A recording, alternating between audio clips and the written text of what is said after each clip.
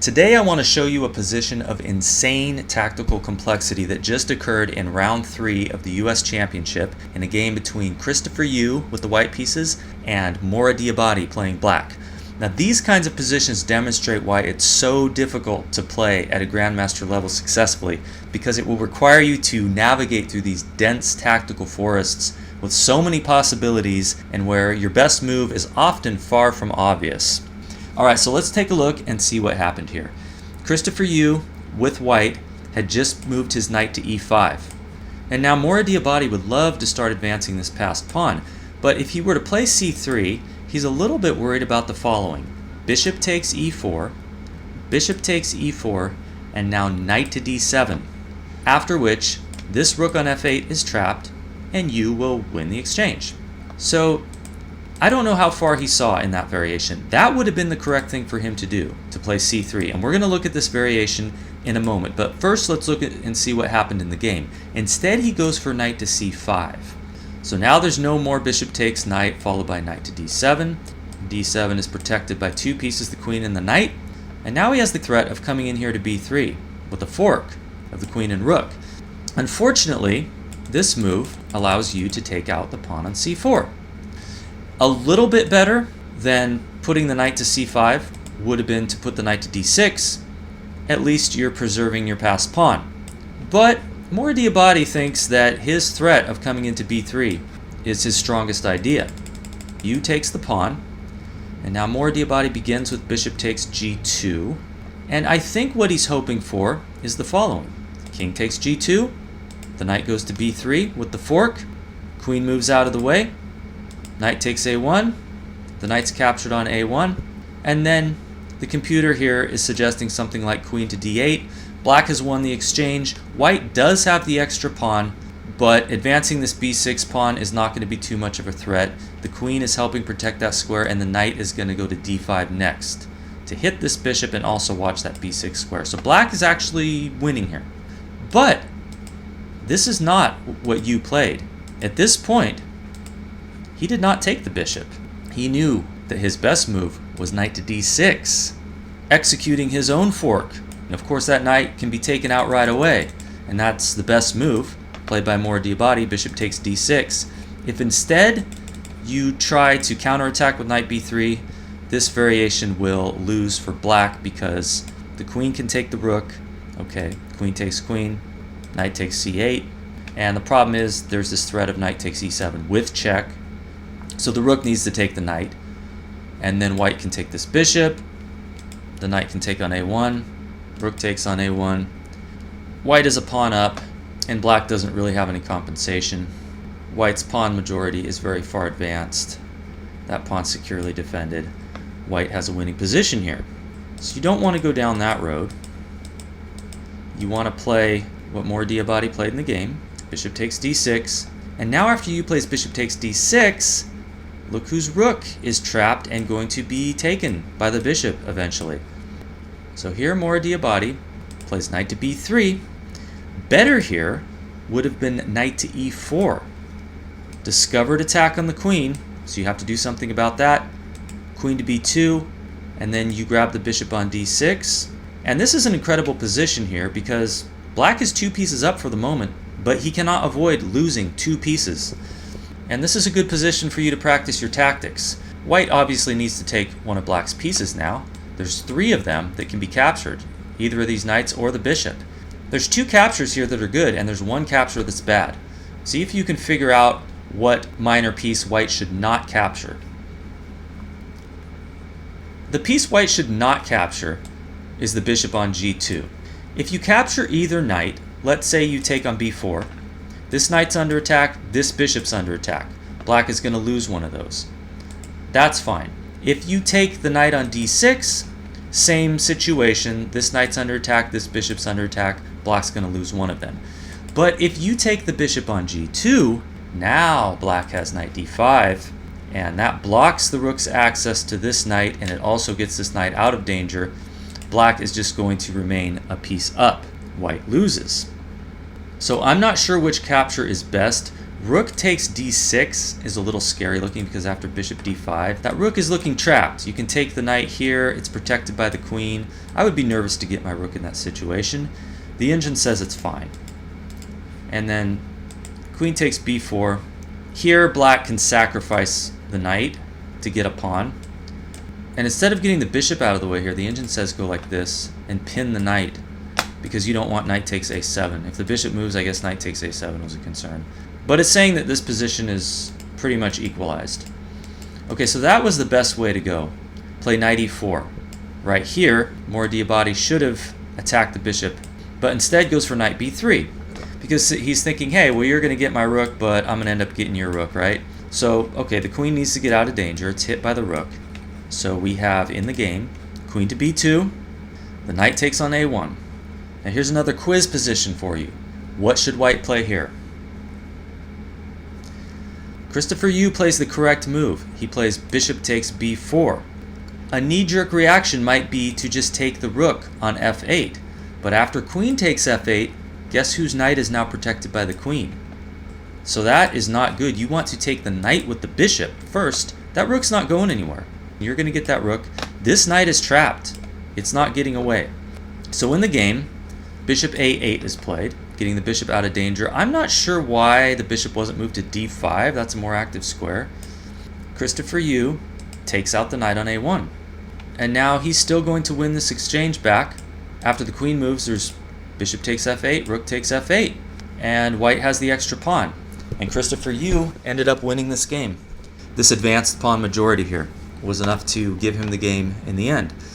So Christopher Yu, he is known to be very good in these sharp tactical positions.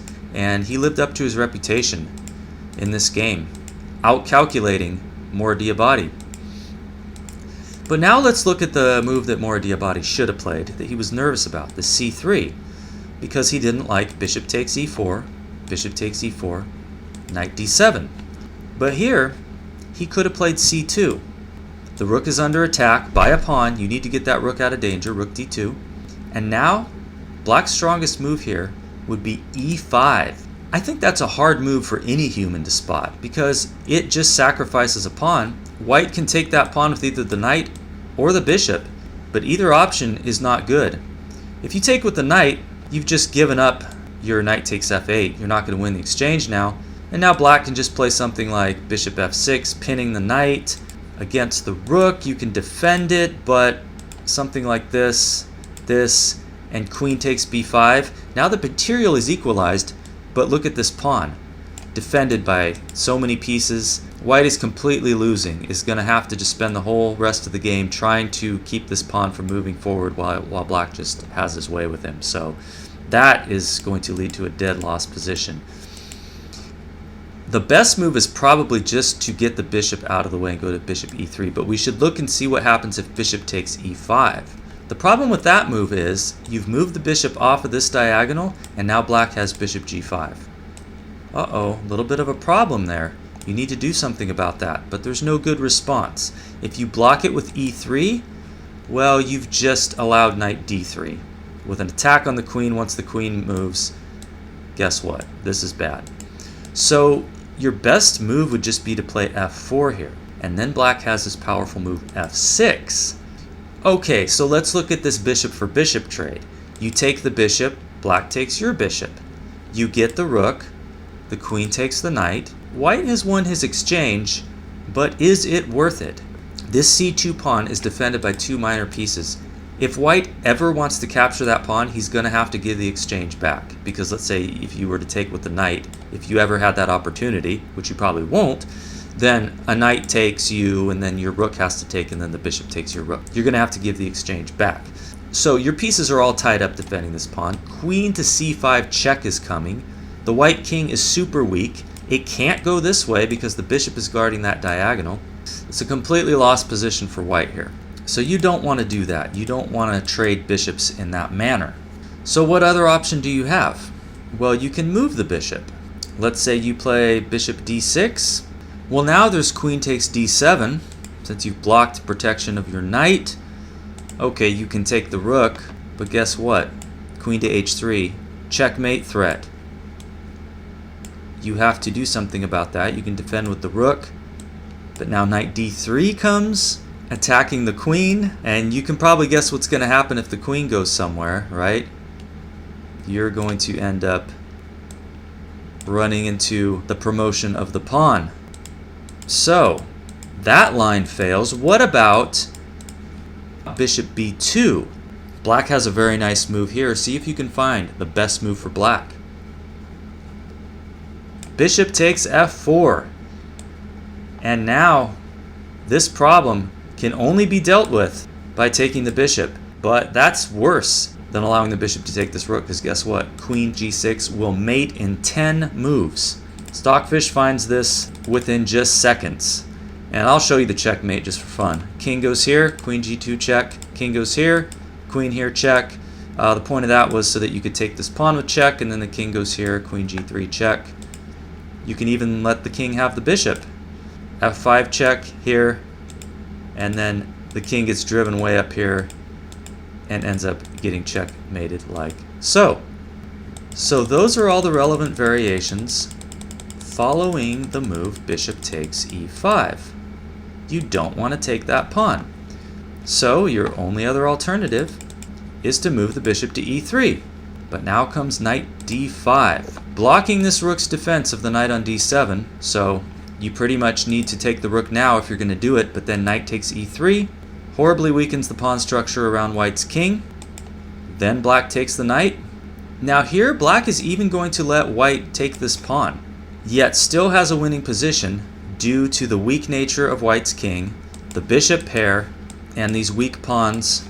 So white can take on c2, black will get the pawn on b5.